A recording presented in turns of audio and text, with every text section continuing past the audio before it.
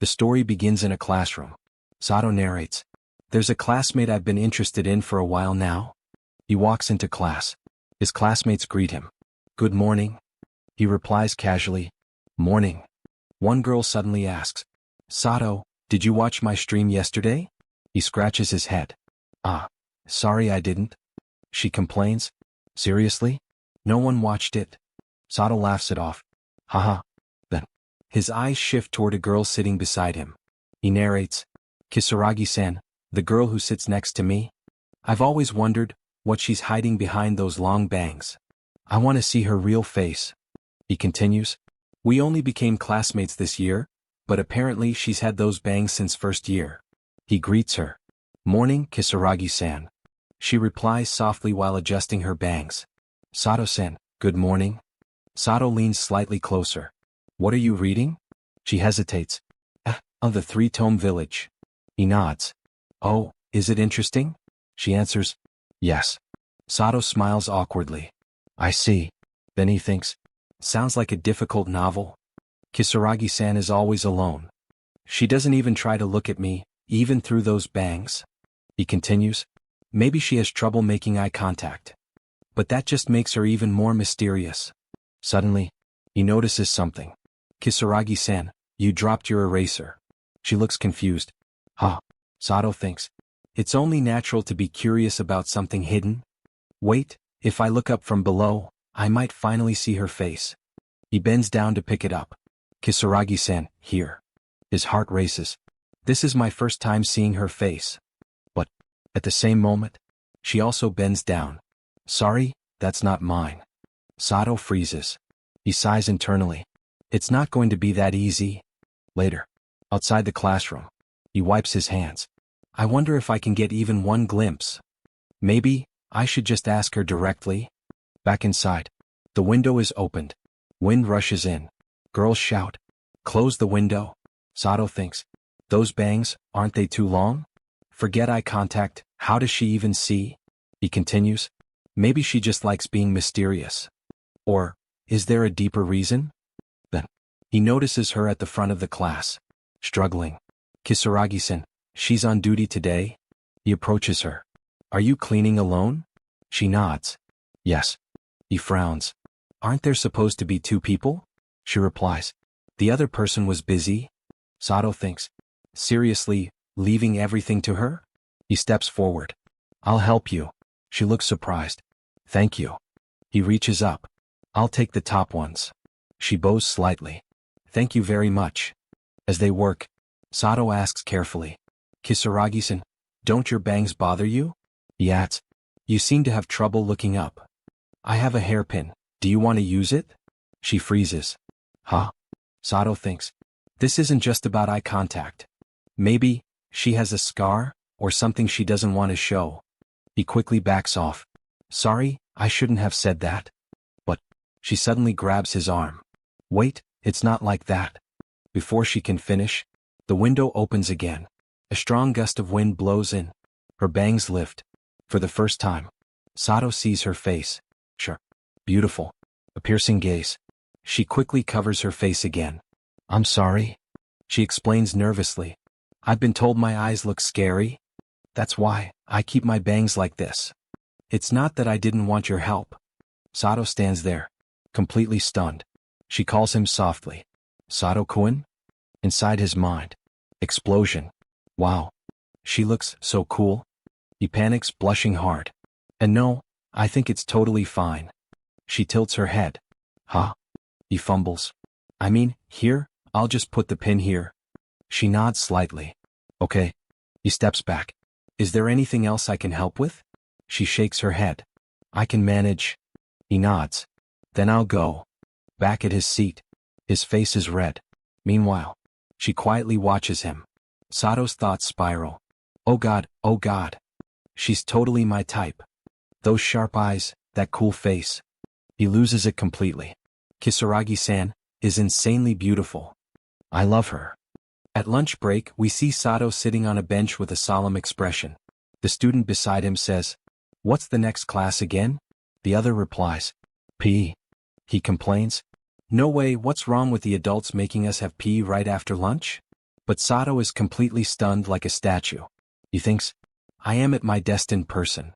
Then he continues, Kisaragi-san, the girl sitting next to me, her bangs are always covering her gaze, but behind that, I can't believe there was such a national treasure, great handsome face, just how I like them.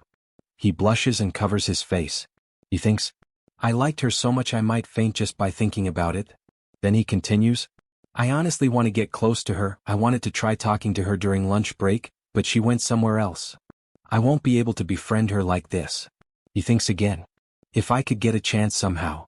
Then he gets an idea. Books, Kisaragi-san loves books, right?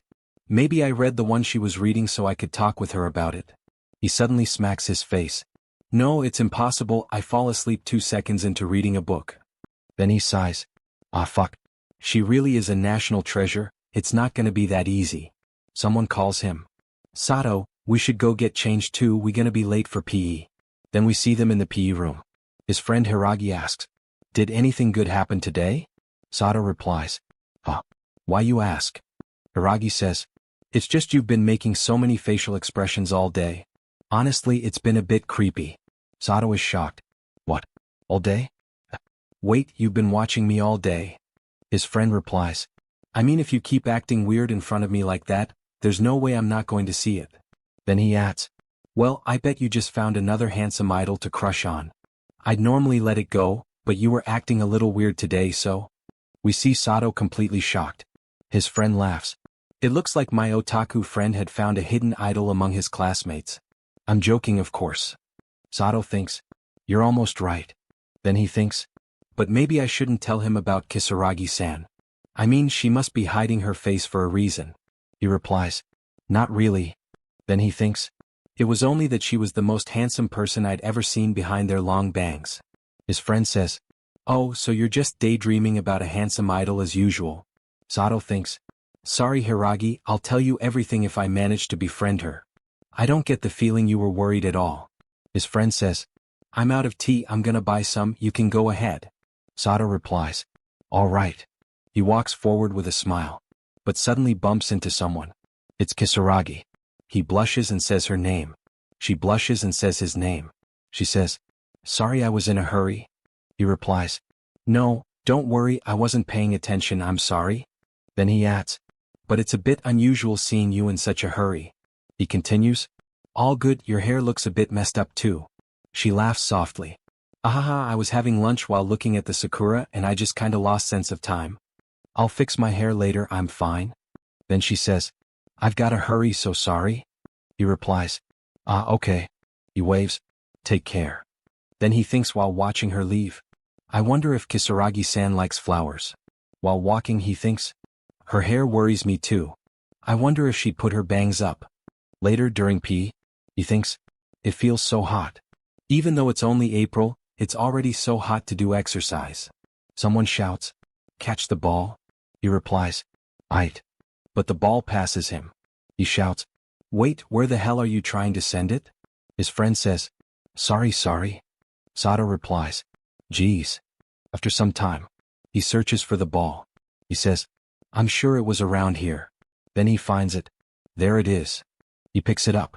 Suddenly someone shouts, stop. He turns around. He thinks, that scared me. I thought they were yelling at me.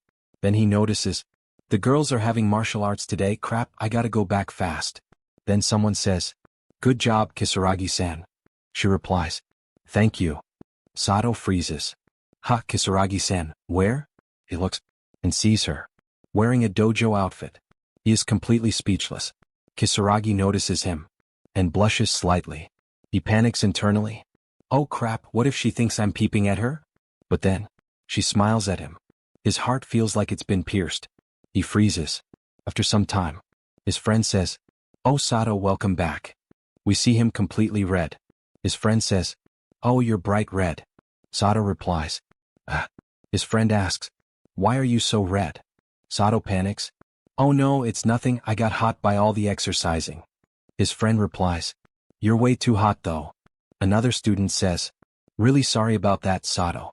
Thanks for picking up the ball. Hiragi says, hey, let him rest for a bit. Sato is confused. His friend says, he needs to hydrate and cool down. Look at him, he's no good, like for real. Sato puts his hands on his face. I might die. Then he thinks while blushing. She really is a natural treasure. Smiling like that in that ponytail, you're not fair at all. The next day we see the teacher standing at the front of the class. He says, all right everyone, take your seat please. Sato sits down and thinks, it's finally here. The teacher continues, today we will go over the schedule for next week's field trip in the morning and you will decide where to go for the free activity in the afternoon. Sato's eyes light up. The first event of the second year, the field trip. The teacher hands out papers and says, each group will be given a handout, please write them down and submit them when you decide. Sato slowly turns his head, looking at Kisaragi beside him. This is my chance to make friends with Kisaragi-san. Around the classroom, students start chatting. One says, ain't it weird though, if we're going wherever we like anyways, why don't they let us choose our own group? Sato replies, well, that's just how it is, it's a new class and this event is made to get used to new faces. Another student complains, but someone cuts them off.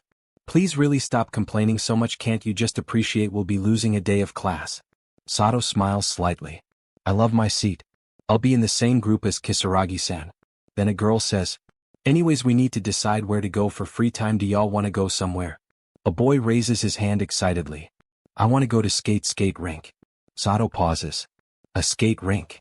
The boy nods. I remember there was one, right? Sato replies, I think so, yeah. The class starts agreeing. It's May and it's getting warmer, I want to cool down. Yeah, it might be nice, I like skating too. Sato glances at Kisaragi. I bet Kisaragi-san looks cool skating. Then someone turns to her. What do you think, Kisaragi-san? She flinches slightly. I don't really have any particular preference, so any way you all want to go is fine with me. The group quickly decides.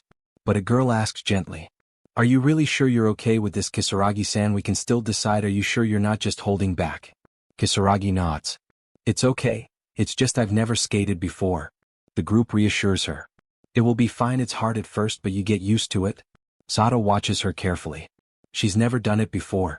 Field trip day arrives. Everyone is at the skating rink. A student nudges Sato. Sato, ain't you gonna skate? He hesitates. Then his eyes land on her. Kisaragi-san. She's standing there nervous. Sato walks up to her. Are you okay, Kisaragi-san? Someone says. She's never even tried roller skater before. Sato smiles gently. You might learn how to do it better if you step into the rink. I'll be here for you in case it looks like you're going to fall. She nods. I see. She steps in. And immediately falls. Sato panics. Kisaragi-san, are you okay? She says softly. It's okay. Then stands up, trembling. Sorry, I'm gonna practice along the wall, you guys please enjoy yourselves. Sato watches her walk away. Should we really leave her alone like that? Others laugh lightly. But Sato makes his decision. I'm gonna go with her. He runs after her. Kisaragi-san. She turns. Sato-san. He smiles. I'll go with you. We came together, it will only fun hours, cats left alone, let's have fun together. She pauses, then nods. Okay, thank you. As they move, she suddenly bumps into someone. Oh sorry, Kisaragi-san.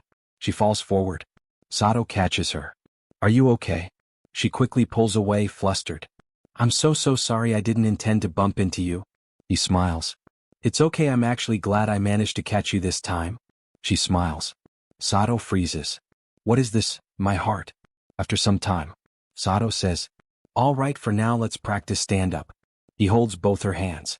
Step by step. She improves. Eventually she stands on her own.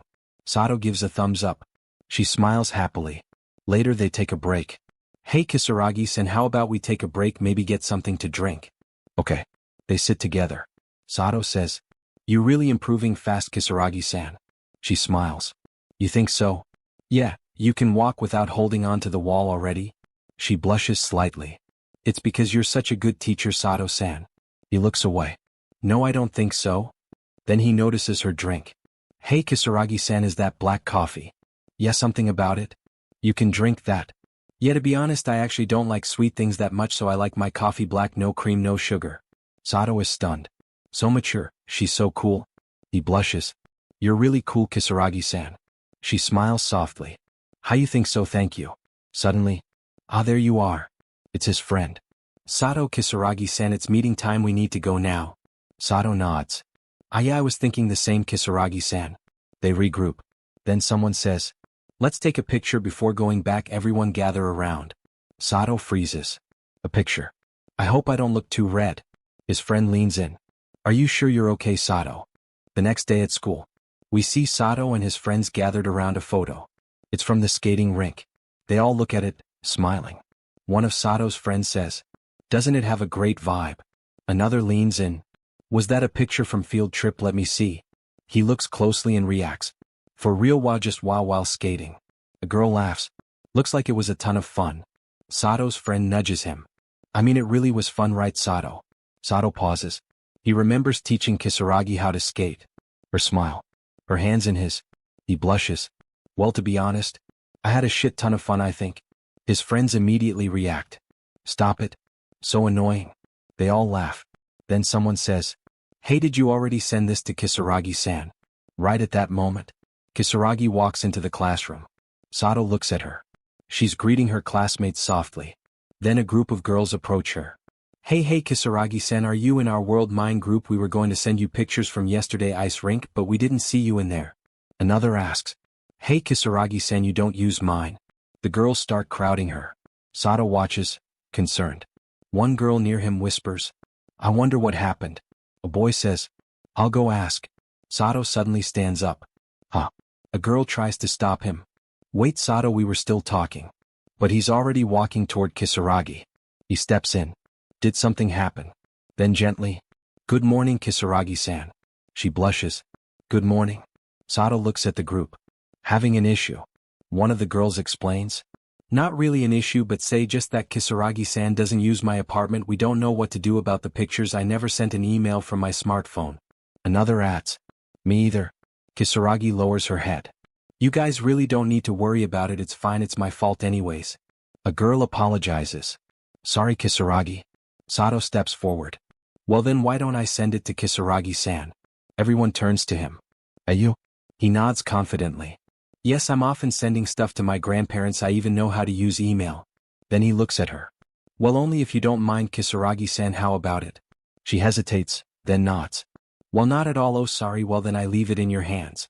The girls exchange glances. Well, I guess we'll leave it to Sato-san. Sato turns away, blushing hard. Hell yeah, now I can get closer to Kisaragi-san. He looks back at her. No time like the present. Do you have your phone with you today, Kisaragi-san? She nods. Oh yeah, for what it's worth. He smiles. Good, then are you okay exchanging contact info? She answers simply. Sure. They exchange numbers. Sato freezes internally. This is the first time I've seen someone using a feature phone.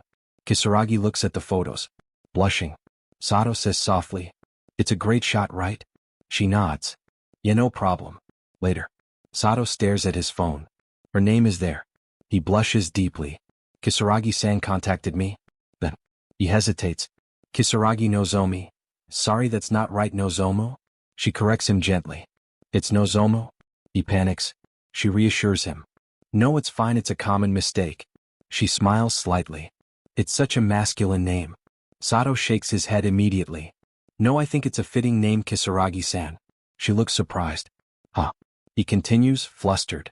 Your parents must be angels. I think it's a wonderful name, truly splendid. She blushes. Is it really?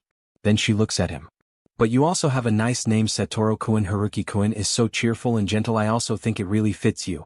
Sato freezes. She complimented my name. He blushes even harder. Does it now? Thanks. Suddenly, his friends appear behind him, staring. He panics. One says, what are you doing in my seat? Raining, the bells are about to ring, move. Another teases, don't bully Satoru, the poor guy. Sato snaps. Go away. Then, they notice Kisaragi. Hello. She replies softly. Hello. A girl grins at Sato. Hey Sato, you exchanged contact info with Kisaragi-san earlier, right? He freezes. Yeah. She smirks. So you have each other's number. You guys are perfectly close, huh? Sato panics. Another friend drags her away. All right, enough, Sato, you're going to heart Anakashi. You scared Kisaragi-san. Sato sighs.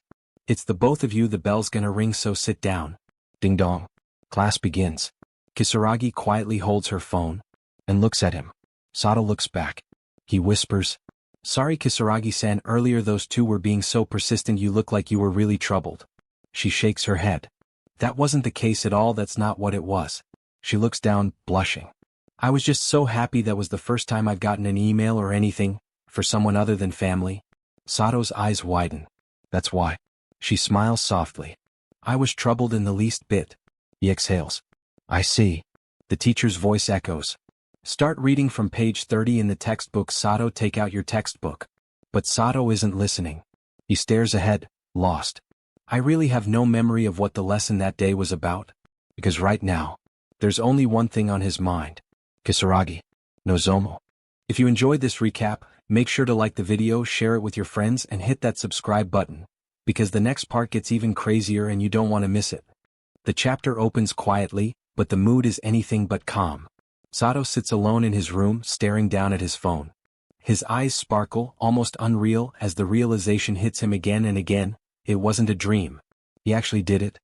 He leans back slightly, a smile creeping across his face as his thoughts rush out all at once. He exchanged contact information with her. With Kisaragi Nozomu.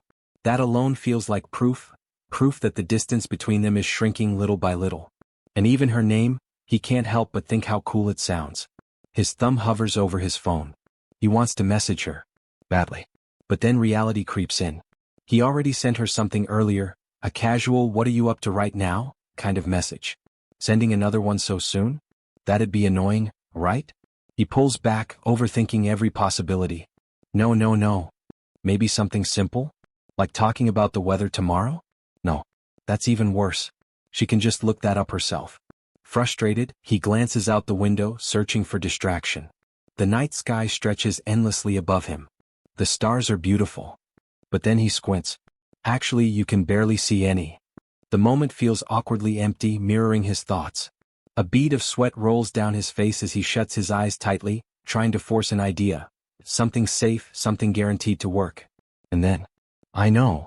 His eyes snap open. With renewed energy, he grabs his phone and starts typing. If there's one thing he's confident about, it's this. A practical question. Something natural. Something that doesn't feel forced. He quickly sends an email. This is Sato. Sorry this is so sudden. Was there anything special we are supposed to bring with us tomorrow? I feel like there was something written on the blackboard, but I can't remember. He exhales, satisfied. This is it. A surefire question. The kind that always works with Kisaragi. Time passes. 1 hour later, nothing. 2 hours, still nothing. His phone remains silent. From downstairs, his mother calls out that dinner is ready. Coming? But even as he responds, his mind is elsewhere. Has she not seen it yet? 4 hours pass. Still no reply. The confidence he had earlier begins to crumble. No, it's way too late for that. Maybe she didn't get it? Or worse, maybe he offended her somehow. Maybe this is her way of telling him she doesn't want him emailing her at all. His thoughts spiral, each one worse than the last. Then he stops himself, shaking his head. No, wait, maybe she's just busy. And just like that, a notification. His heart jumps. Here it is. He opens the email instantly. This is Kisaragi. I apologize for taking so long to respond. It would appear we will need our Japanese language dictionaries for second period tomorrow. And so, I think it would be best to have one prepared. Best regards. Sato stares at the screen. This is like a business email. So formal. So distant. Meanwhile, at Kisaragi's home, the situation feels completely different. She lowers her phone slowly, letting out a small breath. I finally sent it. Her shoulders slump as the tension leaves her body.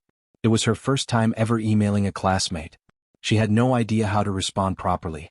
Every word felt heavy, every sentence uncertain. That's why it took so long. She presses her lips together, worry creeping in. I wonder if Sato-kun got mad. Was the way I worded it annoying? Just then her phone rings softly. She looks at it, slowly. Then, as if her strength gives out, she flops onto her bed, clutching the phone close. A faint blush spreads across her face as she opens the message. Thanks for the email you sent me. Japanese language dict. Got it. You can contact me anytime you need something. Kisaragi-san, I'll see you again at school. Her heart skips. I have to respond quickly. He'll think I'm ignoring him.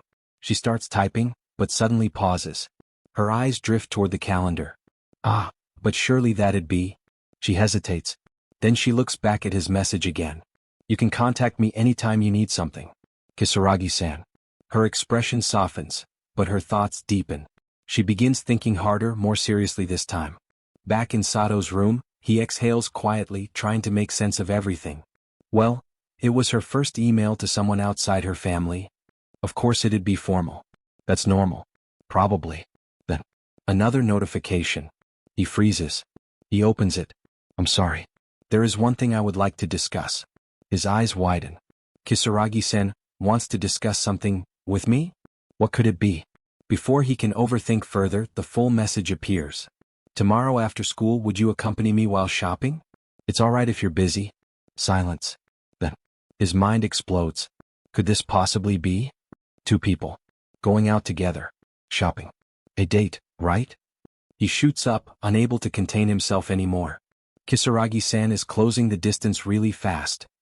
His voice echoes in the room, filled with pure excitement.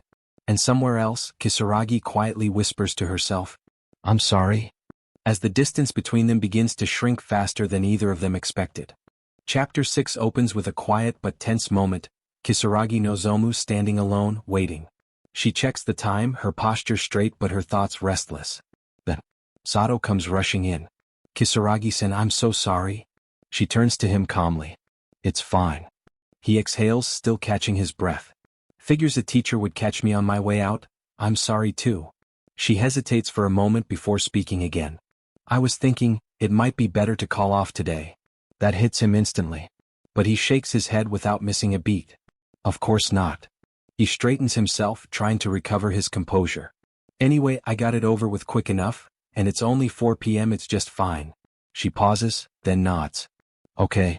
Inside, Sato feels like he just narrowly escaped disaster. That was close. That teacher nearly cost me this chance. Thank God. Then it hits him again. Wait. I'm on a date with Kisaragi. His heart starts racing. Isn't this an amazing chance to get closer to her? I won't let it slip away. Kisaragi gently steps forward. Shall we? Oh, yeah. But even as they start walking, his thoughts spiral again.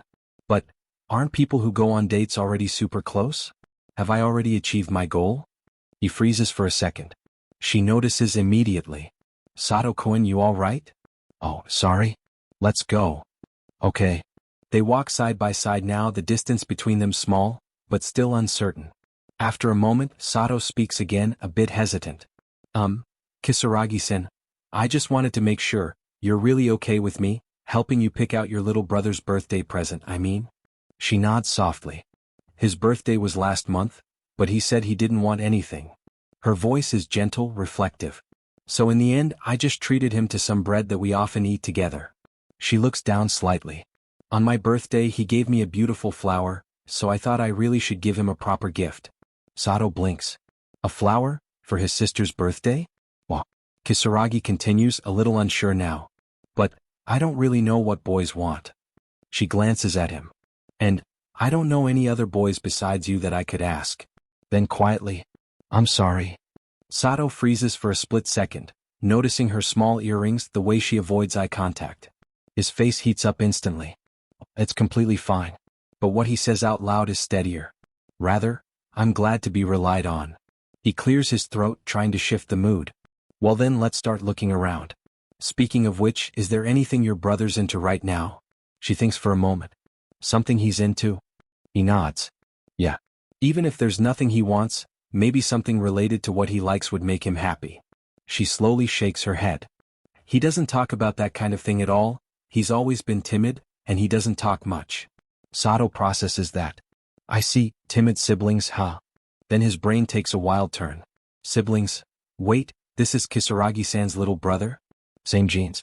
Which means? His face turns red. He'd be similar to Kisaragi-san. Is he some Aikman-kun? Kisaragi suddenly speaks. Maybe a hat? A hat.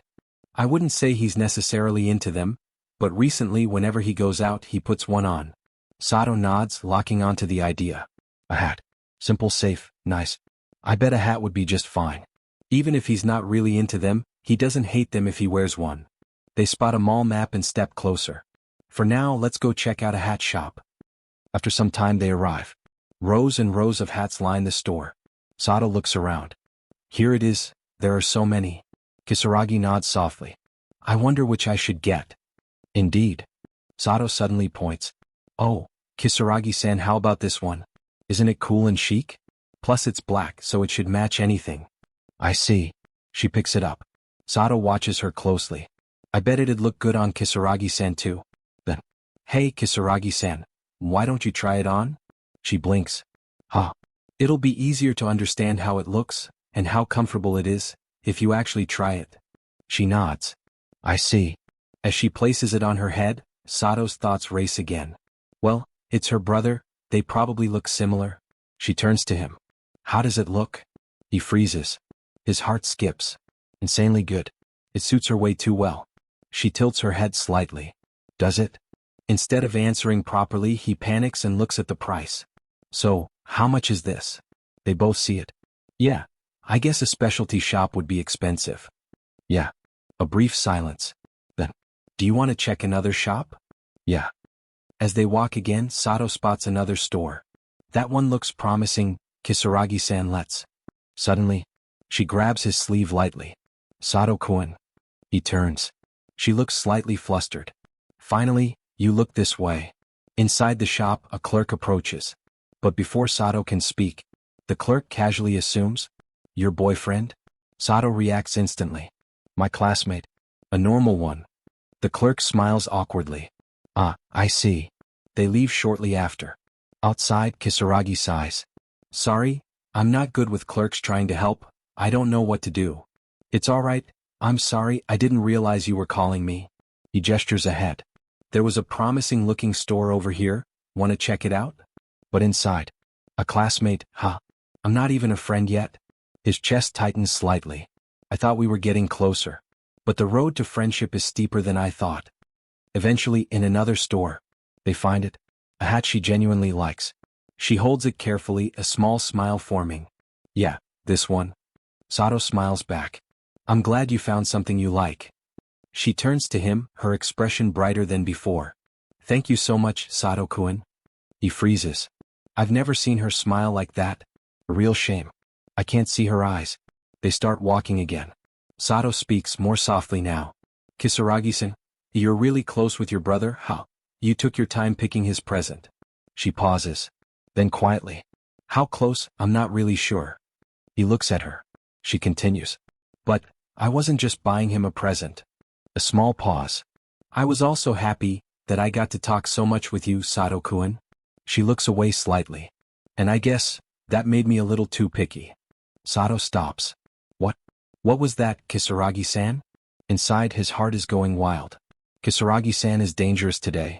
She's way more open than usual. She's saying things like that. But, are we really just classmates? It's impossible to tell the distance between us. He gathers his courage. Kisaragi-san, do you go home this way? Yeah. He takes a small step closer. Then, do you mind if we go home together? At least part of the way? She nods. Sure. And so, they walk side by side once more. The space between them feels different now. Closer, but still unclear. From a distance, a girl notices them. Her eyes widen slightly. That's Sato-kun and Kisaragi-san. She watches them curiously. As the chapter quietly comes to a close. The next chapter opens with a quiet but tense shift in perspective. This time it's Ichigo. From a distance, she watches Sato and Kisaragi together. The way they stand, the way they talk, it lingers just a bit too long in her mind. Something about it doesn't sit right. Later in the classroom, Ichigo glances toward them again, her lips tightening into a pout. She leans toward Hiragi, nudging him lightly. Hey Hiragi. He looks over lazily. Yeah. She narrows her eyes slightly, still staring at Sato and Kisaragi. You know Sato and Kisaragi, aren't they a little too close? Hiragi shrugs. Are they? Ichigo immediately snaps back, a hint of frustration rising. They are. No matter how friendly Sato is, going shopping together after school isn't something classmates just do. There's a visible edge to her now, jealousy, confusion, something deeper. Her fingers tighten slightly against her desk. Are they going out? Hiragi studies her for a moment, then answers casually. No idea. But what would you do if they were? That question hits harder than expected. Ichigo freezes. A bead of sweat slides down her temple. Huh. Her eyes sharpen. Time to investigate. Hiragi raises a brow as she suddenly stands up with determination. Investigate what? She clenches her fists, blushing slightly but trying to sound composed. What kind of person Kisaragi-san is, and what kind of relationship she has with Sato. As Sato's friend, I mean. Her voice softens for a second before rising again defensively. It's only early May. How can you already be dating someone you just became classmates with? Especially someone so timid? Something is definitely up. Her energy flares again. So this friend Ichigo will find out Kisaragi-san's true nature. Hiragi mutters under his breath. True nature. But internally he's thinking something else entirely. I wonder if she's not aware, or just doesn't want to get hurt. He watches her leave, sighing slightly. Now which friend should I be rooting for? From that moment on, Ichigo begins her investigation. She follows Kisaragi. All day. Quietly. Carefully. Observing. At first her thoughts are harsh. Kisaragi-san is always alone, just like Ichigo. She probably can't make friends because of her personality. She crosses her arms slightly. Other girls avoid Ichigo too, for being too flirty. Her gaze hardens. I know you're tricking Sato, just wait. Ichigo will save you. But as the hours pass, that certainty begins to crack.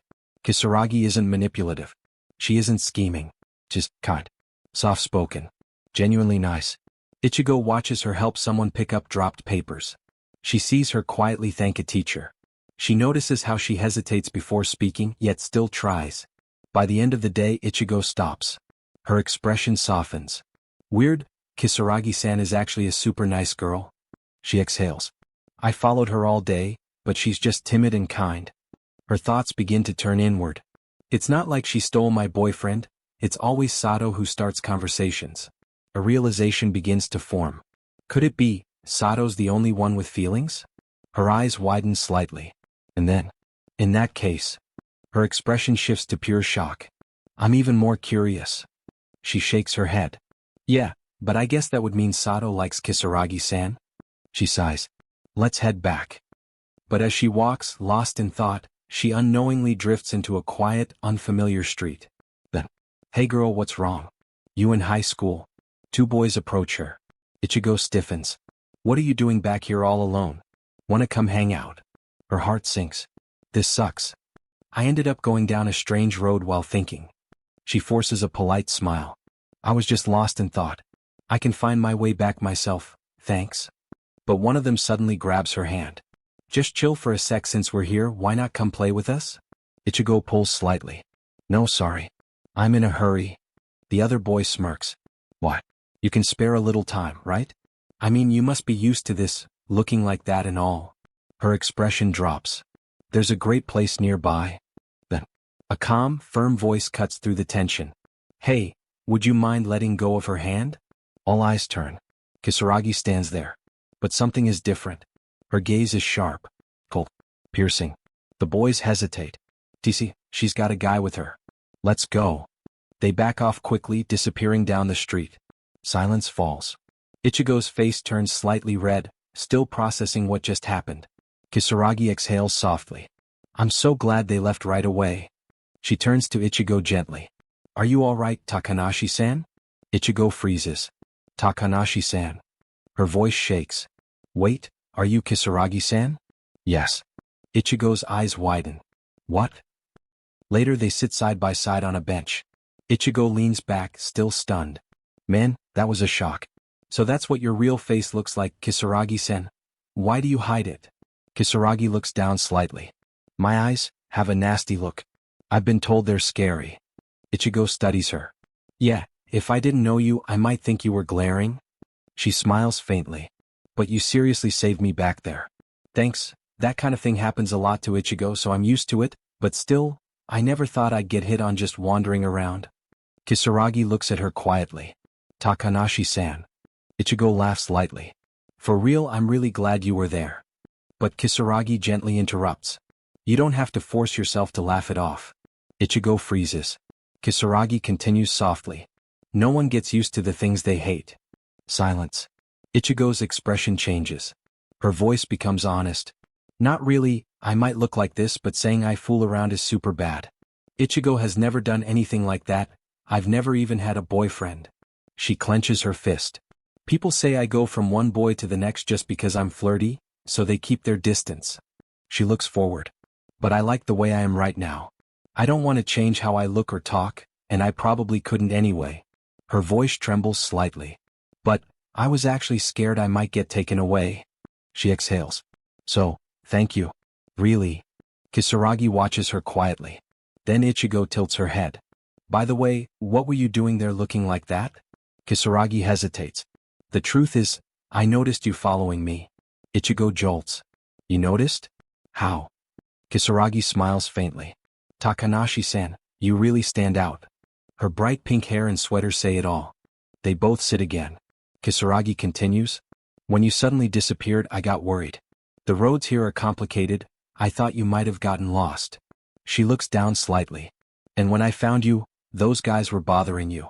I thought, if I stayed in my skirt, they'd realize I'm a girl, but sometimes I get mistaken for a guy. She grips her sleeve. So I wore my jersey instead. Ichigo blinks. Weren't you scared? Kisaragi nods honestly. I was incredibly scared. That's why, if things got worse, I was going to grab you and run somewhere crowded. Ichigo stares at her. A soft smile forms. Kisaragi-san, you're a really good person. Then a thought crosses her mind. I wonder if Sato knows this side of you. She stands up suddenly. Want to get something to drink? Then pauses. Actually, can I ask you something? Later that night, in Sato's room, his phone buzzes. He picks it up. A message from Ichigo. Attached, a photo. His eyes widen. It's Ichigo, smiling brightly, standing right next to Kisaragi. The message reads, I made an incredible cool friend. Sato nearly drops his phone. What? How? Cut to Ichigo, staring at her phone with a mischievous smile. Ha. And just like that, the chapter ends. The next morning, the classroom air is thick with a surprising new energy. Sato arrives to find an unexpected sight. Ichigo and Kisaragi are huddled together, chatting and laughing like lifelong best friends. The shift is so sudden it leaves Sato in a state of mild shock. Good morning, Sato. Ichigo chirps, followed by a soft, good morning, from Kisaragi. Sato blinks, looking between them. Kisaragi-san. Takanashi-san. What happened yesterday? Why are you two suddenly so close? Ichigo pulls Kisaragi into a protective hug, a mischievous glint in her eye. It's a secret, she declares. A secret just for Ichigo and Nanchan. Sato's jaw practically hits the floor. Nanchan? Nozomu so. Nanchan. He turns to Kisaragi. And you call her? Aiken, Kisaragi replies simply. Sato collapses to the ground in a heap of comedic despair. I lost, he thinks. They've surpassed me. His friend Hiragi wanders over, looking down at the crumpled Sato. Now, Hiragi says with a shrug. Isn't it great when women get along? He turns to Ichigo. Good for you. Ichigo looks confused. What are you talking about? Well, if you're happy it's fine, Hiragi continues. She's a good girl, so I'm... He stops, realizing he might be misinterpreting the vibe. Sato and Kisaragi just stare at him, baffled. What are you talking about? Sato asks.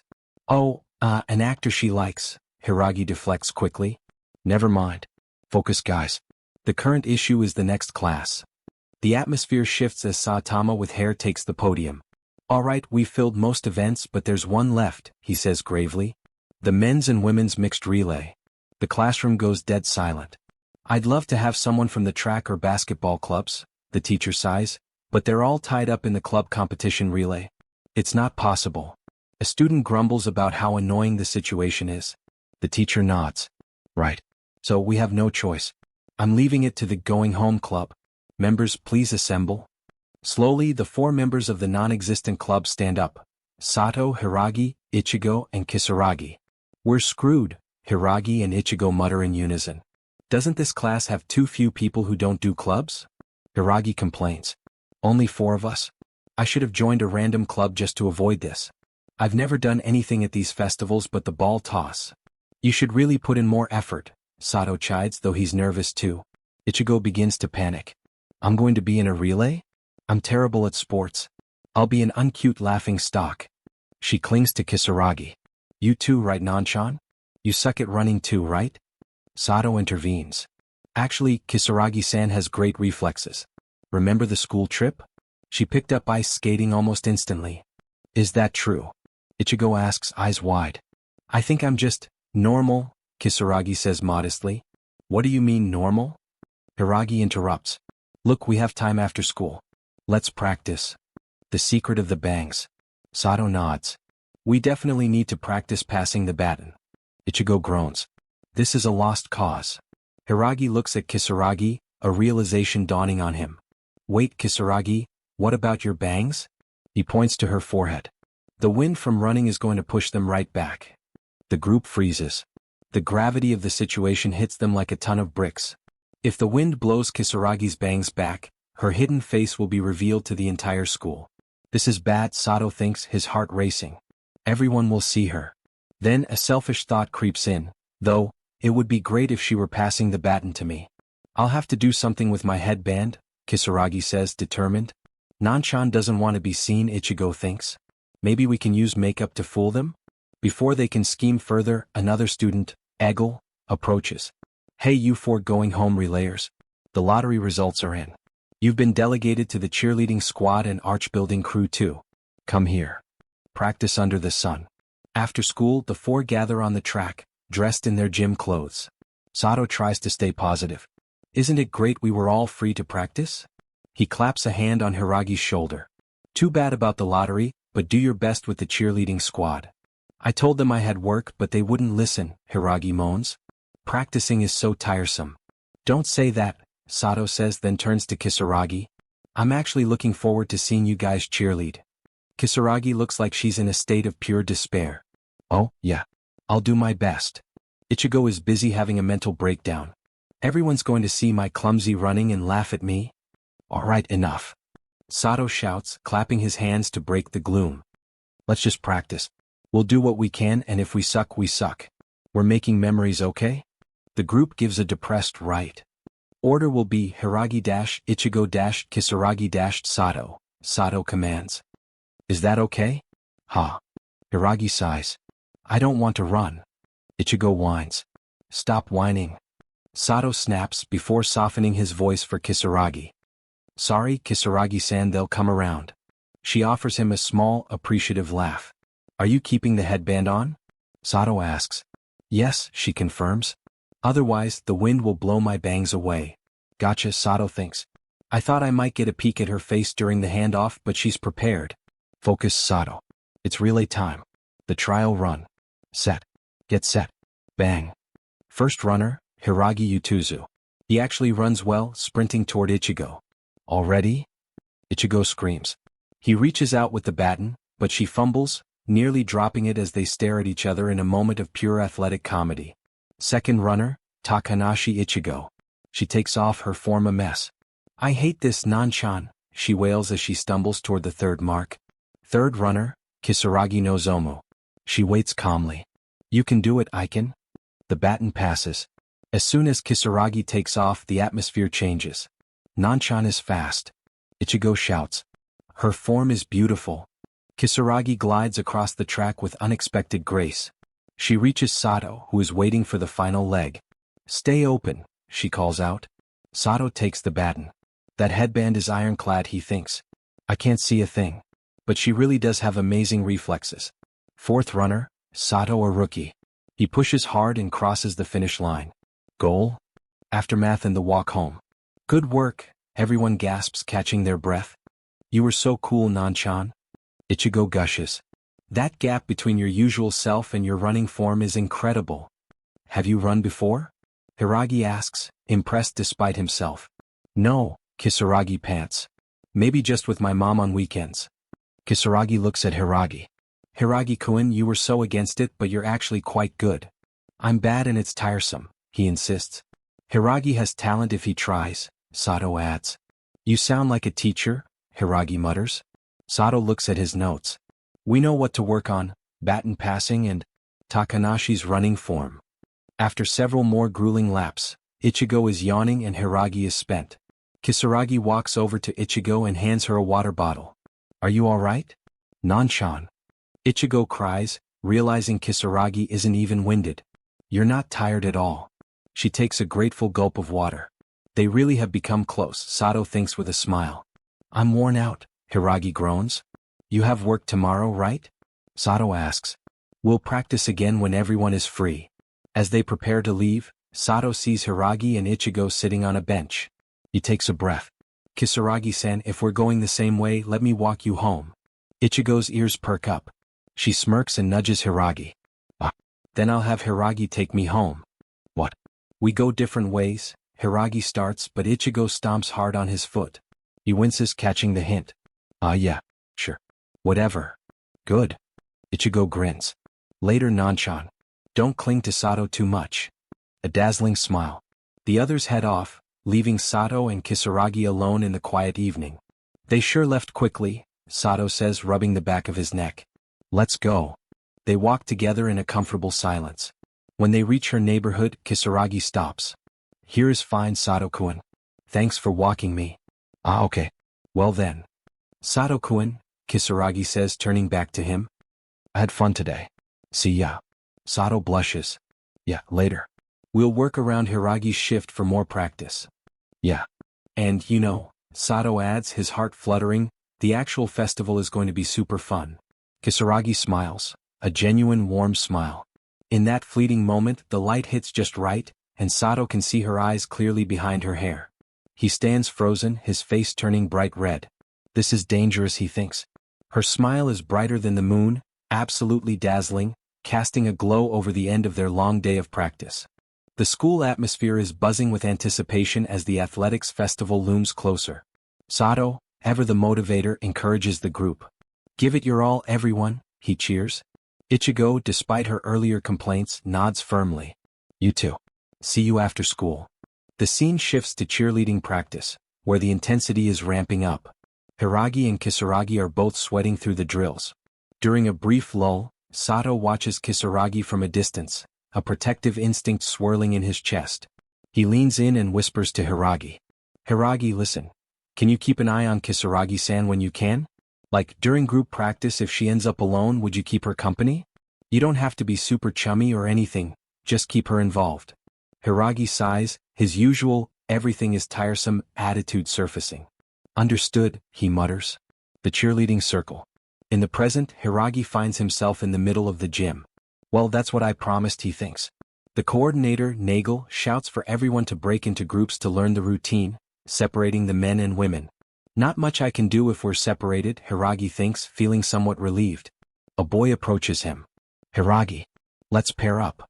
Sure, Hiragi replies. But as he turns, he sees Kisaragi standing slightly apart from the other girls. Sato's words ring in his head. I'm counting on you. He sees her looking isolated and wonders if he should slip away from his partner. Sorry, mind if I slip away for a second? Bathroom. He lies. However, Kisaragi is stronger than they gave her credit for. Remembering Sato's encouragement about the festival being fun, she musters her courage. She approaches a group of girls. Can I join you guys? The girls look at each other, then beam at her. Sure. This is the first time you've called out to us, Kisaragi-san. Let's do it together. Hiragi, watching from afar, exhales. Look at that. Sato had nothing to worry about. The interrogation. During a break, Hiragi wanders over to Kisaragi's group. Are you alright, Kisaragi-san? Man, this is tiresome, huh? Good work. Hiragi-kun, good work, she replies softly. Think you can memorize the routine? Yeah, I think after a few tries, she says. Hiragi grins. Nice. As expected. He then turns to the other girls.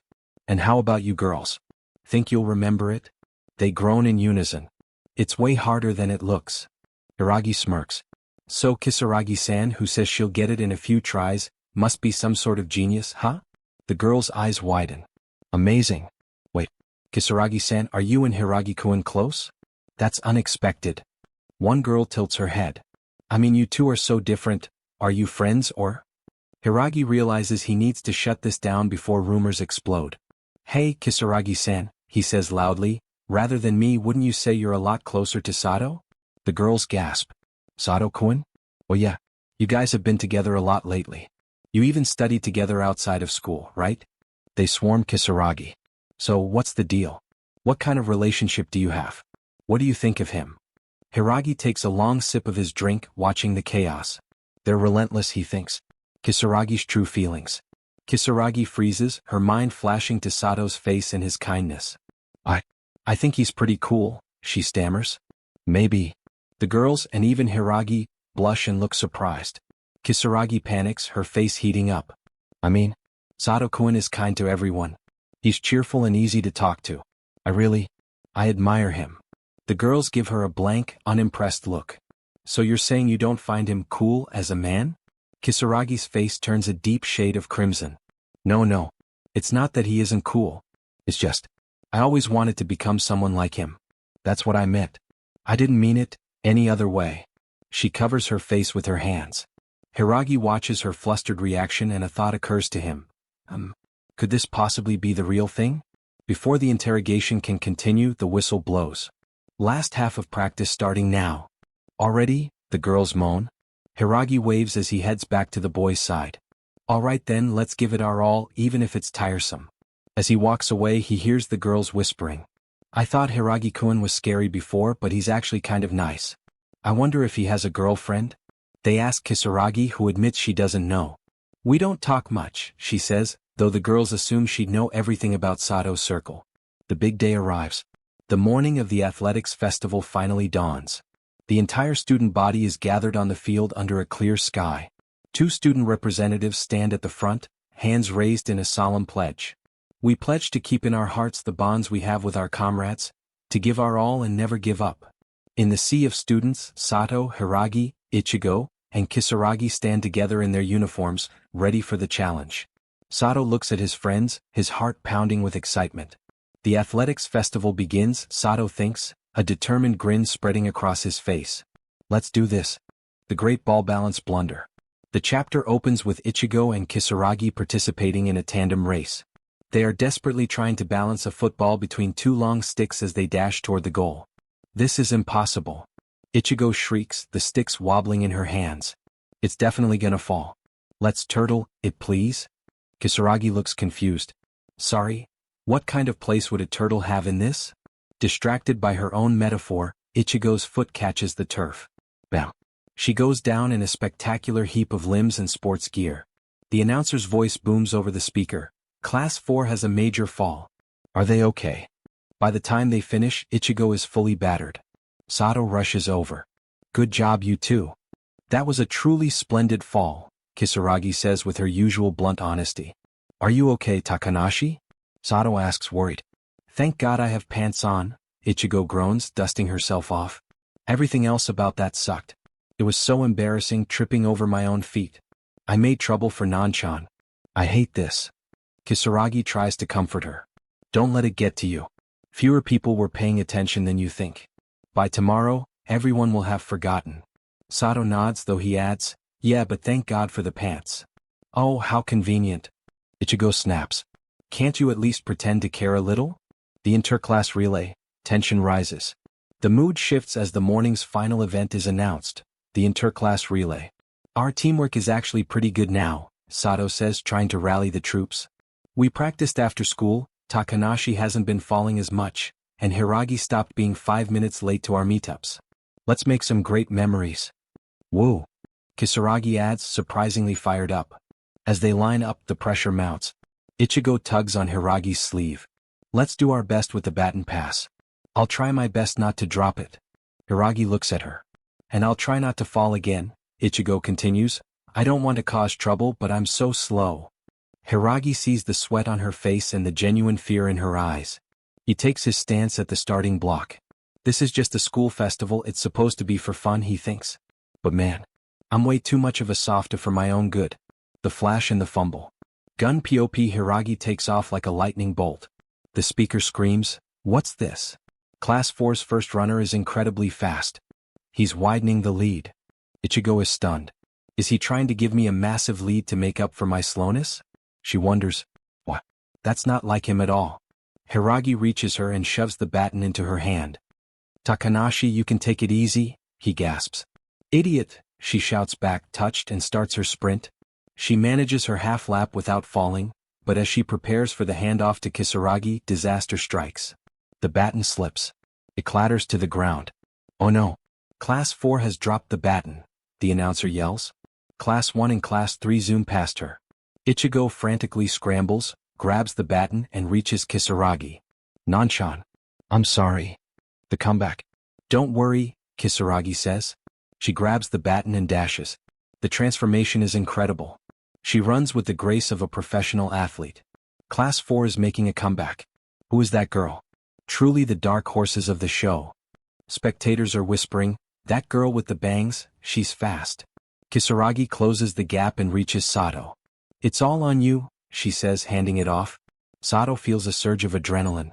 Kisaragi put in more effort than usual, and Takanashi made it to the end without falling even if she dropped it. I have to finish this. Sato becomes a blur. He zooms past the leader from Class 1. This is Class 4's final push. What an amazing chase. Sato crosses the finish line in first place. Victory and tears. Ichigo immediately throws herself at Sato, crying real tears. Sato, we won. Even though I dropped the baton. Thank you. I'm so sorry. Sato awkwardly tries to comfort her. Come on now, don't cry over a race. He turns to Hiragi. Sorry I made you go outside your comfort zone and actually try. Forget about it, Hiragi says, exhausted but satisfied. Finally, Kisaragi walks up to Sato.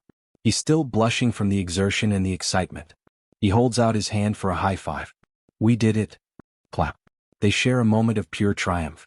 Nearby, a student from another team watches the two of them, Sato and Kisaragi, standing together in the glow of their victory. The morning events are over, but the bonds between the Going Home Club have never been stronger. The chapter kicks off with the sports festival hype getting even bigger as Kisaragi and Hiragi show up wearing badass black corons with matching headbands. The moment Sato sees them, he's immediately blown away, calling them insanely cool.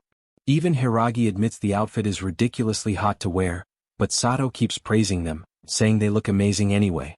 Then Ichigo joins in, hyping Kisaragi up by saying she looks super cool too, earning a small thankful response from her before the loudspeaker announces that Class 4's cheer squad needs to get ready.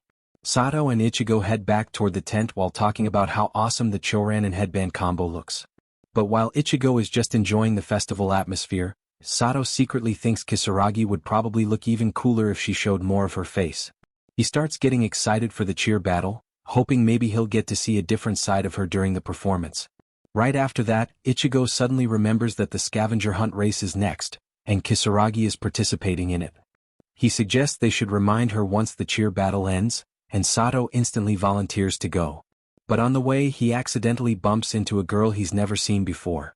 The second he looks at her face, he's completely stunned because she's unbelievably beautiful. The girl calmly says it was her fault too before immediately walking away, leaving both Sato and Ichigo shocked by how cute she was. Even after she disappears, Sato can't stop thinking about the strange expression she gave him. Before he can dwell on it any longer, Class 4's cheer performance finally begins. Hiragi, Kisaragi, and the rest of the squad rush onto the field in full energy, shouting cheers for their class while striking dramatic poses. The entire performance is loud, energetic, and overflowing with confidence. But for Sato, none of that matters because all he can focus on is Kisaragi. Watching her dominate the field in that outfit completely captivates him, and he can't help blushing while admitting she looks insanely cool. Ichigo immediately notices Sato's reaction and gives him a suspicious look, clearly realizing something is going on. Once the performance ends, Sato rushes over to Kisaragi to remind her about the scavenger hunt race. Kisaragi thanks him and quickly heads off, explaining they'll remove the corons at the gate because she already has her gloves underneath. Before she leaves, Sato awkwardly tells her that her cheerleading was awesome, and Kisaragi responds with a soft smile and a wave. That tiny moment hit Sato way harder than expected because instead of looking cool like usual, she suddenly looked genuinely cute to him. Hiragi instantly notices Sato blushing and teases him about how terrible he is at hiding his feelings, forcing Sato to desperately change the subject by complimenting Hiragi too.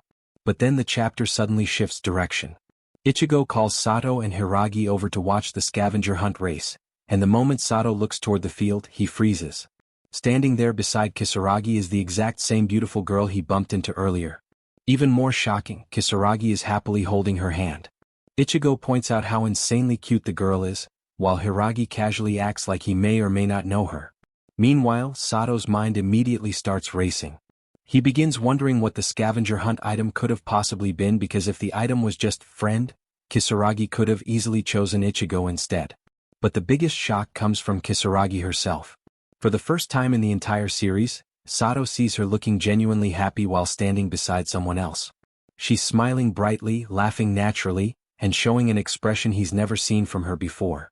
And that single moment completely unsettles him because now he can't stop wondering who this mysterious girl really is and what kind of relationship she has with Kisaragi. And with Sato silently staring at the two of them together, the chapter comes to an end on a massive cliffhanger. The chapter starts the very next day after the sports festival, and things are already awkward for Sato.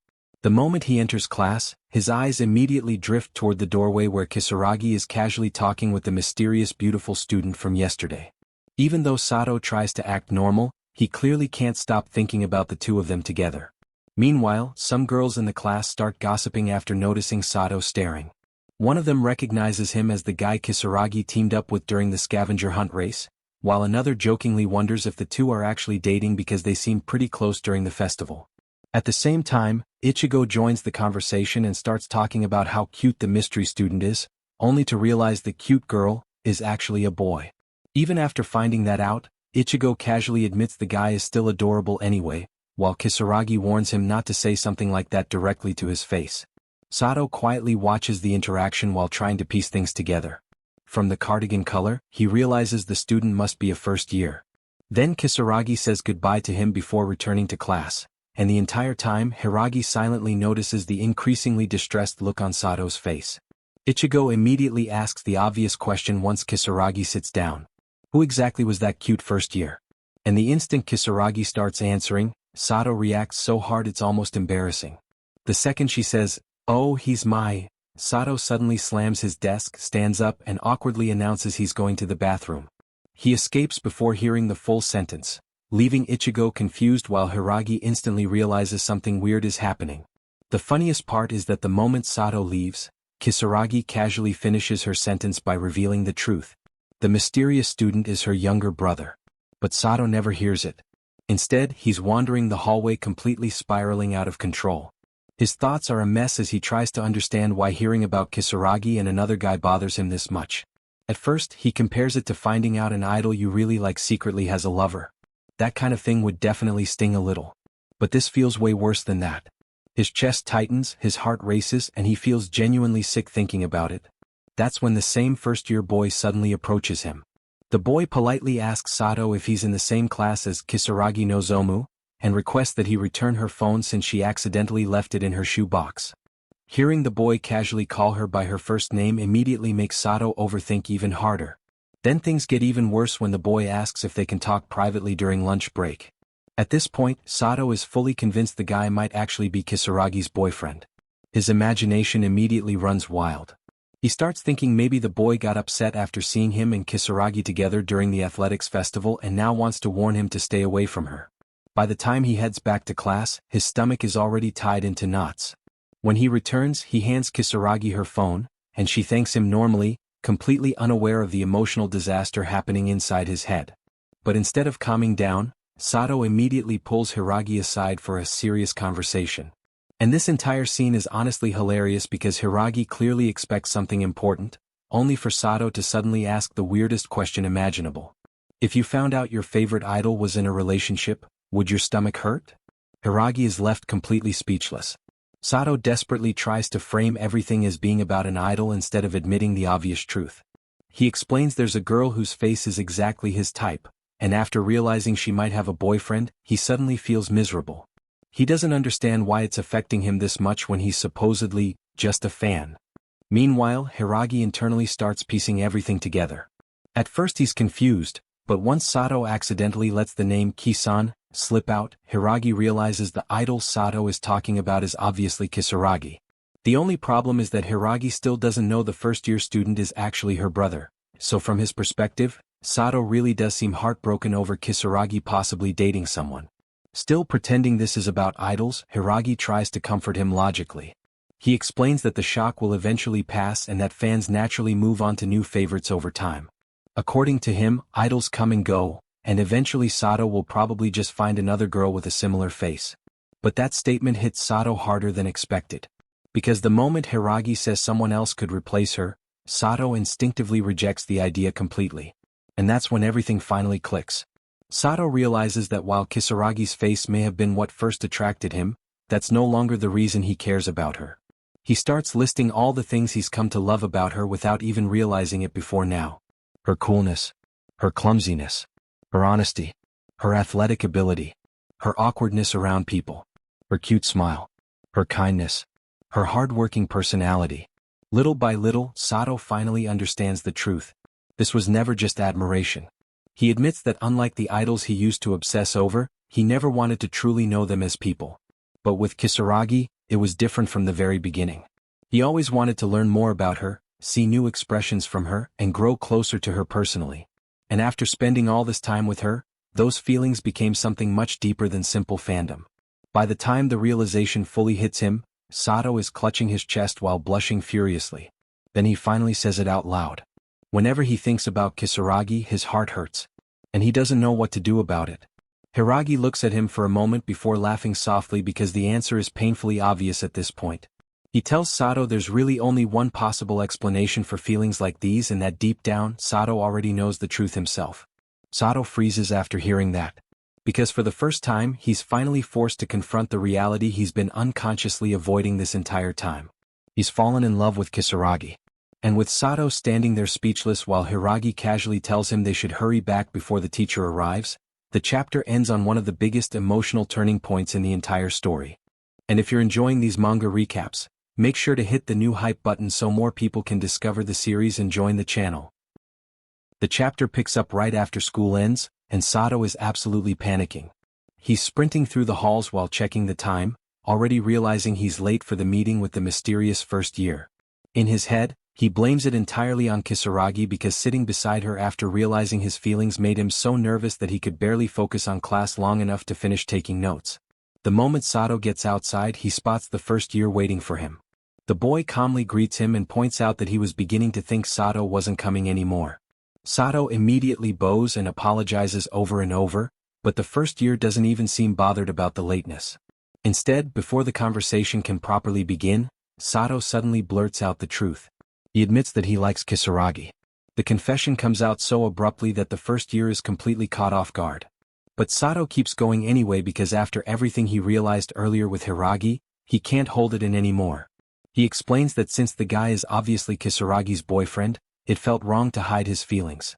At the same time, he insists he has no intention of confessing directly to Kisaragi or trying to steal someone else's girlfriend. All he wants is permission to keep being close to her as classmates. And then the entire misunderstanding instantly explodes. The first year stares at him in confusion before casually dropping the biggest bomb possible. He says that even if Sato confesses his feelings to him, he can't answer on Kisaragi's behalf because she's his sister. Sato's brain completely stops functioning. The first year, whose name is revealed to be Hikari, basically confirms that this accidental confession already answered the question he originally wanted to ask. Meanwhile, Sato is left frozen trying to process the fact that the boyfriend he'd been agonizing over this entire time was actually Kisaragi's younger brother. Before Sato can even fully recover, Kisaragi suddenly comes running toward them in a panic after receiving Hikari's text message. She immediately grabs Sato's arm and starts asking whether Hikari did anything to him, which honestly says a lot about how little faith she has in her brother's behavior. Hikari protests that he wasn't planning to hurt anybody unless it was revenge, which somehow only makes Kisaragi more concerned. At that point, Sato finally blurts out the obvious realization. They really are siblings. Hikari then casually exposes the entire misunderstanding by revealing that Sato thought he was Kisaragi's boyfriend. The second Kisaragi hears that, she freezes in confusion while Sato turns bright red trying to explain himself. He awkwardly admits that everyone in class was talking like they were together, and the fact Hikari called her by her first name without honorifics made things even more suspicious. Hikari explains that he only used her first name because Sato didn't know him yet, so it was the easiest way to clarify who he meant. Then he bluntly tells Sato he should probably confirm things before emotionally spiraling next time. Meanwhile, Kisaragi scolds Hikari for being rude to his senpai, which creates one of the funniest moments in the chapter because Sato suddenly realizes he's seeing a completely different side of her. Watching Kisaragi act like a strict older sister feels incredibly fresh to him, and he honestly finds it adorable. At this point, Sato's Kisaragi filter activates at maximum strength. Everything she does suddenly seems overwhelmingly cute and dazzling. The chapter makes it painfully obvious that now that Sato fully understands his feelings, every interaction with her hits differently. Even normal expressions from Kisaragi now feel dangerous to him because the combination of her cool personality and unexpectedly cute moments is basically destroying him emotionally. Hikari notices the atmosphere immediately and decides he wants no part of it. Before leaving, he casually drops another massive bomb by reminding Sato that if he's going to confess, he should probably do it sooner rather than later because bottling those feelings up won't help anybody. And naturally, Kisaragi instantly hears the word confession. The moment Hikari walks away, she immediately starts questioning Sato about what that was supposed to mean. Meanwhile, Sato is internally dying because she's standing there looking so unbelievably cute that he can barely survive the conversation at all. Still, before she can press him further, Kisaragi suddenly stops Hikari and asks what exactly made him interested in Sato in the first place. That's when Hikari reveals the real reason behind everything. Back at the athletics festival, he saw Kisaragi and Sato together and became suspicious because the two of them seemed like complete opposites. He worried Sato might have been bothering or taking advantage of her somehow, so he wanted to investigate personally. Kisaragi quickly defends Sato though, insisting he's genuinely a good person. Even then, Hikari still responds cautiously, saying people can act differently depending on the situation. But Kisaragi quickly realizes what's really going on underneath all the suspicion. Hikari was just worried about his sister.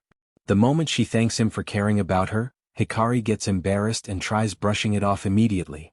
But before Kisaragi lets him escape, she circles back to the most important topic. What exactly was that confession about? Hikari instantly refuses to answer.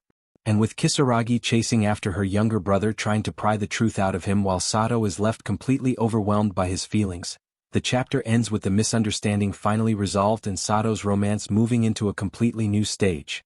Sato sat stiffly beside Kisaragi in the quiet library as the two studied together. Leaning slightly closer to his notebook, Kisaragi pointed at the sentence in front of them and calmly explained that the word ten here functioned as a conjunction. But Sato barely processed the explanation. His face was burning red, and his heart pounded uncontrollably because of how close she was sitting to him. He nervously thought to himself that she was way too close. Noticing his strange reaction, Kisaragi tilted her head and softly asked if he was okay and whether he wanted her to explain it again. Flustered, Sato quickly insisted that he understood perfectly fine. Smiling gently, she suggested they move on to the next problem instead. As Sato agreed, he couldn't stop wondering how he had somehow ended up in such a blissful situation. The story then flashes back to earlier that week in class, where Saitama announced that final exams were approaching at the end of the month. The moment Sato heard the word finals, panic immediately hit him because he had completely forgotten about them. Saitama continued by warning everyone that students who failed would be forced to attend supplementary classes, just like the previous year. Worse still, those extra lessons would take place during the exact same 3 days as the summer festival. While the teacher encouraged everyone to study hard so they could fully enjoy the festival, Sato internally begged for help. After class, Sato desperately asked Hiragi to tutor him, while Ichigo also begged to join in. Unfortunately, Hiragi refused, explaining that his part-time job already kept him busy and that tutoring sounded like too much trouble. Sato and Ichigo protested, but Hiragi simply turned toward Kisaragi and asked whether she would be willing to help instead. Kisaragi modestly admitted that she was only average at studying, but Hiragi immediately pointed out that even average was still far better than Sato. Embarrassed beyond belief, Sato froze as Hiragi casually suggested that Kisaragi tutor him one-on-one. Although hesitant, Kisaragi shyly agreed, saying she wasn't very good at teaching but would help if Sato didn't mind. Hearing that instantly made Sato's imagination explode. The idea of being alone with Kisaragi-san was almost too much for him to handle. Blushing furiously, he begged her to teach him properly while she asked which subject he struggled with most. When Sato admitted he was especially terrible at modern Japanese, Kisaragi looked genuinely surprised. Back in the present, Sato sat beside her in the library, still unable to calm his nerves. Every little movement she made distracted him, especially when she casually fixed her hair beside him. Catching him staring, Kisaragi asked whether he had already figured out the answer to the current question. Panicking again, Sato quickly denied it. Kisaragi then read aloud a question about the emotions portrayed by the heartbroken protagonist in a story.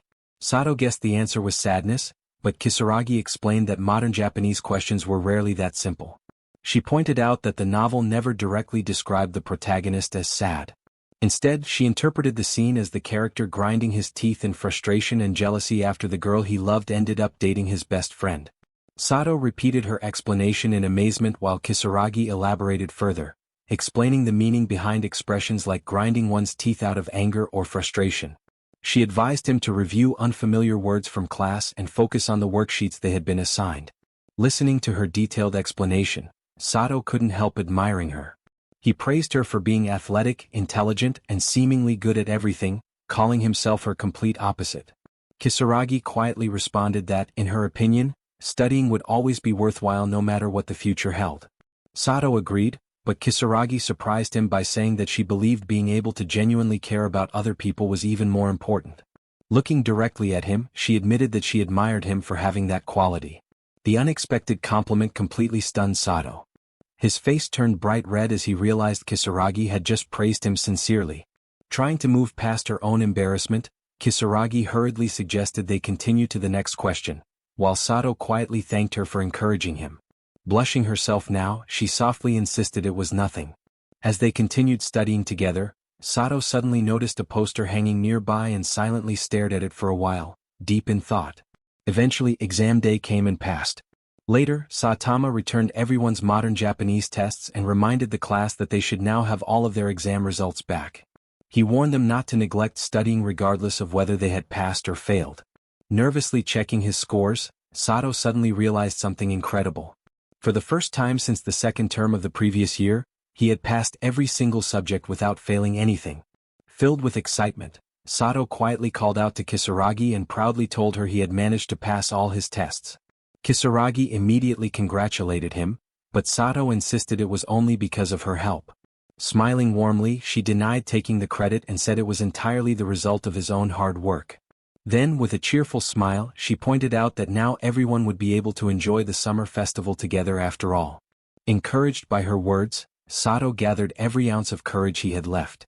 Blushing nervously, he asked Kisaragi if she would like to go to the festival together with him. Hearing the invitation, Kisaragi's face instantly turned red as well, and the chapter came to an end. Back at Kisaragi's house, she sat on the sofa beside her younger brother while absent-mindedly staring at the television. Even though the TV was playing, her mind was completely elsewhere. She kept replaying Sato's invitation in her head and nervously thought about the two of them going to the summer festival together alone. The more she imagined it, the more flustered she became. Almost immediately, she tried to shut those thoughts down, telling herself that Sato had probably only invited her as a classmate and friend. Still, another thought crept into her mind. When a boy and a girl went to a festival together alone, didn't that usually mean something more than friendship? As she continued spiraling in her thoughts, her brother noticed the strange look on her face and asked what was wrong with her. Startled, Kisaragi snapped out of her daze and awkwardly insisted that it was nothing. Her brother casually changed the topic by mentioning that the summer festival season had already come around again. He fondly recalled how he used to wear yukatas with his friends back in school and smiled at the nostalgic memories. Hearing the word yukata immediately caught Kisaragi's attention. At that moment, their mother suddenly appeared behind them, startling Kisaragi so badly that she nearly jumped off the sofa. Their mother cheerfully talked about how they could even see some of the festival fireworks from their house and admitted she was looking forward to it herself. Then she asked whether the two of them had plans to attend the festival this year. Her brother quickly answered that he was definitely going. Their mother then turned toward Kisaragi with a grin and suggested that maybe she should wear a yukata too. Embarrassed, Kisaragi immediately questioned why she would do that, but her mother happily replied that she would look adorable in one. After hesitating for a moment, Kisaragi quietly asked whether they still had any yukatas at home. Her mother smiled warmly and explained that she still had the yukata she wore back in high school because it was one of her favorites. As Kisaragi listened, she realized that up until now she had never really paid much attention to festivals in the first place. But this time felt different. Her mother noticed the thoughtful look on her face and teasingly asked whether she actually wanted to wear one. Kisaragi instantly denied it while blushing furiously, but before she could escape the conversation, her brother mischievously brought up Sato. He pointed out that if she was going with Sato-senpai, then she absolutely should wear a yukata. The moment Sato's name was mentioned, their mother immediately became interested and asked whether Sato was a boy or a girl. Panicking, Kisaragi froze while her brother casually clarified that Sato was a guy. Completely overwhelmed, Kisaragi snapped at him in embarrassment while her mother quietly observed everything with a knowing smile. Blushing intensely now, Kisaragi finally admitted that this was her first time going to a festival alone with a guy. Because of that, she genuinely didn't know what would be considered normal. She nervously asked her mother whether girls usually wore yukatas when going to a festival with a friend or if casual clothes would be better instead. Rather than answering directly, her mother gently told her that what mattered most was what she herself wanted to do. She admitted that, as her mother, she would personally love to see her in a yukata, but ultimately Kisaragi shouldn't worry about what was normal or who she was going with. What mattered was whether Kisaragi herself wanted to wear one. After quietly thinking about it for a moment, Kisaragi shyly admitted that she did want to wear one. Hearing that immediately excited her mother, who enthusiastically started planning her hairstyle as well, suggesting that they put her bangs up to match the yukata. But the moment her bangs became part of the discussion, Kisaragi's confidence completely collapsed. She quickly protested, saying there was no way a yukata would suit someone with eyes like hers. She worried that people would think she was glaring at them or looking angry. Her mother then asked her a very simple question. Would Sato-kun ever say something like that about her? Without hesitation, Kisaragi stood up and firmly answered no. She immediately defended him, insisting that Sato would never judge her like that. Seeing how naturally and passionately she defended him made her mother smile warmly. Satisfied with the answer, she declared that everything was settled and promised to make sure Kisaragi looked amazing in her yukata. Meanwhile, Hikari complained from the side after realizing he was being dragged into dressing up too. Finally, the day of the summer festival arrived. Sato stood nervously at the meeting spot, already blushing from anticipation. Then he suddenly heard Kisaragi call out to him. Turning around, Sato saw her standing there in a beautiful yukata. Even with her naturally sharp eyes, she looked absolutely stunning. Completely speechless, Sato stared at her with a bright red face while Kisaragi shyly asked whether he had been waiting long.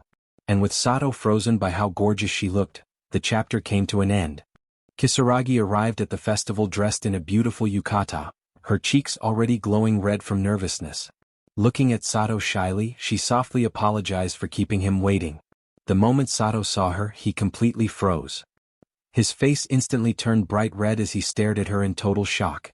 Trying to hide her own embarrassment, Kisaragi quietly asked whether he had been waiting long. Sato hurriedly shook his head and insisted that he had only just arrived himself. Relieved, Kisaragi smiled slightly and looked away bashfully while the awkward silence between them only made both of them blush even harder. Inside his head, Sato was panicking. He never expected Kisaragi to actually show up wearing a yukata, and seeing her like this nearly destroyed his ability to think straight. To him, she looked unbelievably cute. Gathering her courage, Kisaragi nervously called out to him again, snapping Sato out of his trance. Flustered, he apologized for staring and quickly suggested they get going. As the two walked side by side through the crowded festival streets, Sato continued blushing non-stop before finally forcing himself to compliment her. He nervously admitted that her yukata looked really cute and even praised her hairstyle as well. Hearing that made Kisaragi instantly bashful. Her face turned bright red as she quietly thanked him before awkwardly telling him they should keep moving before she got even more embarrassed. Trying to calm himself down, Sato commented on how hot it was today, though both of them knew the heat wasn't the real reason their faces were burning.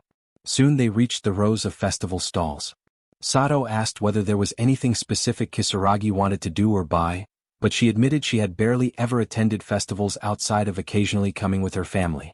Hearing that, Sato enthusiastically declared that they should try everything together since they were already there anyway.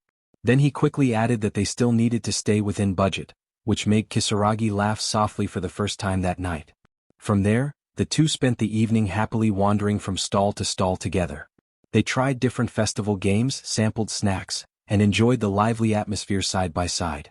At one shooting game stall, Kisaragi even struck a cute pose while aiming, and Sato once again found himself completely mesmerized by her. As the night continued, the festival became more and more crowded. Carrying the prizes they had won, Kisaragi noticed everyone around them suddenly moving in the same direction. Sato realized it had already gotten pretty late and suddenly apologized, saying there was somewhere he really wanted to take her before the night ended. Curious but trusting him, Kisaragi agreed to follow. As they pushed through the growing crowd, Kisaragi started worrying that they might get separated. Just as she called out Sato's name, he suddenly reached back and grabbed her hand. Startled, she looked up at him while he awkwardly apologized and asked if it would be all right for them to hold hands so they wouldn't lose each other. Blushing furiously, Kisaragi quietly answered yes. The moment their hands intertwined, both of them became painfully aware of it, but neither wanted to let go. Kisaragi especially felt strangely happy walking beside him like this. Eventually, Sato led her away from the busy crowd into a quiet alleyway where the noise of the festival faded slightly. Once they stopped, Sato asked whether she was alright after getting caught in that huge wave of people. Kisaragi assured him she was completely fine, but then both of them suddenly realized they were still holding hands. Embarrassed beyond belief, Sato quickly apologized and let go, explaining that he had only grabbed her hand because he panicked. Kisaragi nervously denied that it bothered her, admitting it was partly her fault too because she didn't know when to let go either. Curious now, she asked where exactly Sato had brought her. Smiling nervously, he told her she would understand in just a second. Right then, the night sky exploded with color as fireworks suddenly filled the air above them.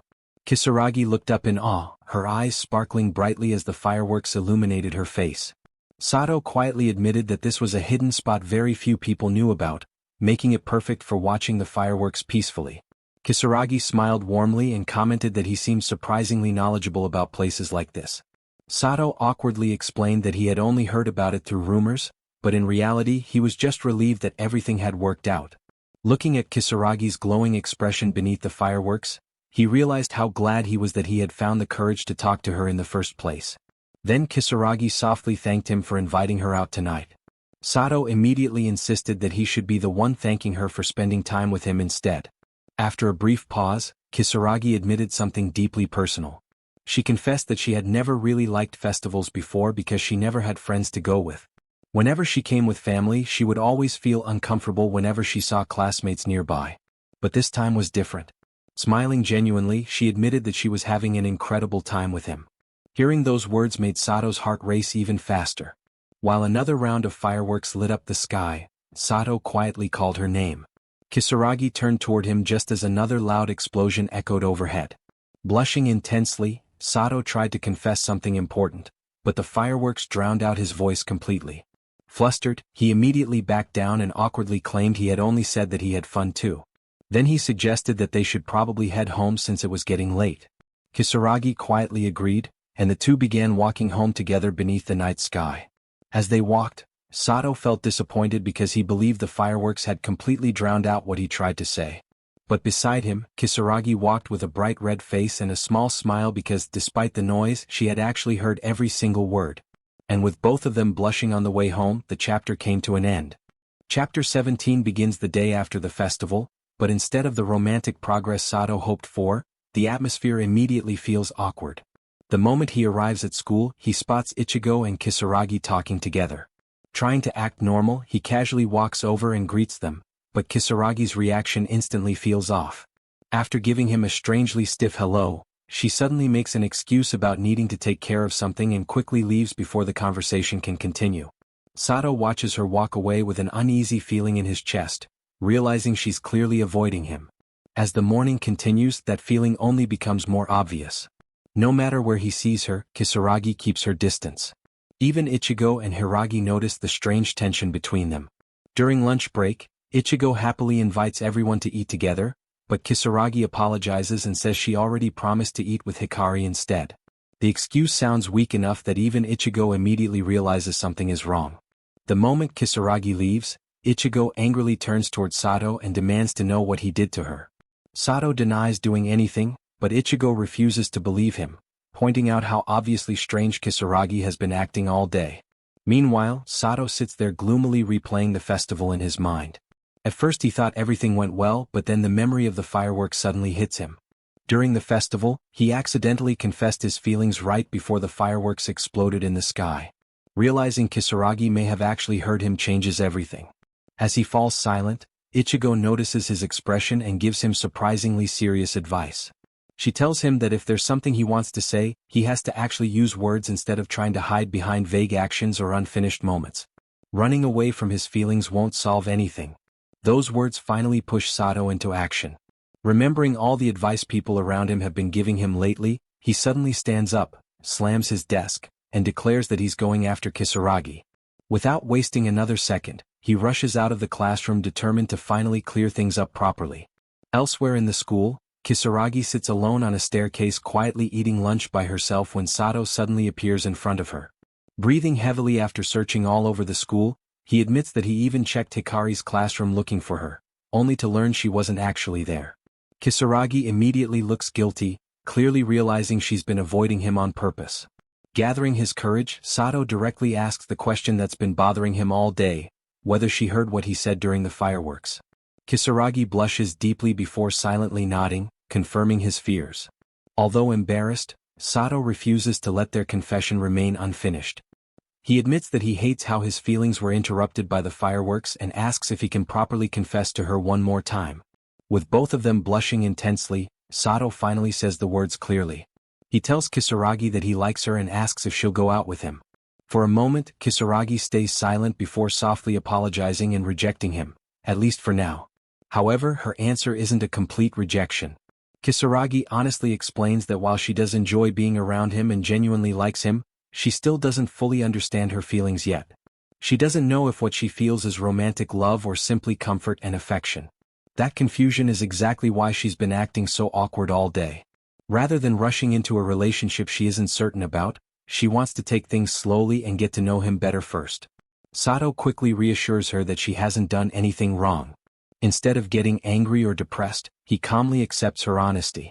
Then Kisaragi shyly suggests that they start over properly as friends so they can learn more about each other before deciding anything serious. The suggestion unintentionally sounds like a friend-zone moment, but Sato immediately points out that they were technically already friends to begin with, causing the tense atmosphere between them to finally loosen. After calming down, Sato realizes she actually has a point. Even though they've spent time together recently, they still barely know each other on a deeper level. Admitting he may have rushed his feelings too quickly, he apologizes and agrees to start from the beginning properly. The chapter ends on a warm and hopeful note as the two officially restart their relationship from square one. Sato reaches out his hand and asks her to take care of him, this time calling her by her first name, Nozomu-chan. Smiling shyly, Kisaragi responds by calling him Haruki-kun for the first time as well. Instead of becoming lovers immediately, the two take their first genuine step toward understanding each other, slowly building a relationship that may eventually grow into something much deeper. And just like that, Sato's long-awaited confession finally happened. Only for bro to get hit with the softest friendzone imaginable. But honestly, this wasn't a complete loss. Instead of rejecting him outright, Kisaragi chose to slow things down and truly understand her feelings first, making this one of the most realistic and wholesome confession scenes in the series so far. If you've ever been friend-zoned before, then this chapter probably hit way too close to home. So go ahead and share this video with that one friend who knows this pain personally. And if you want more complete manga recap narrations like this one, make sure to like the video, subscribe to the channel, and turn on notifications so you don't miss the next chapter.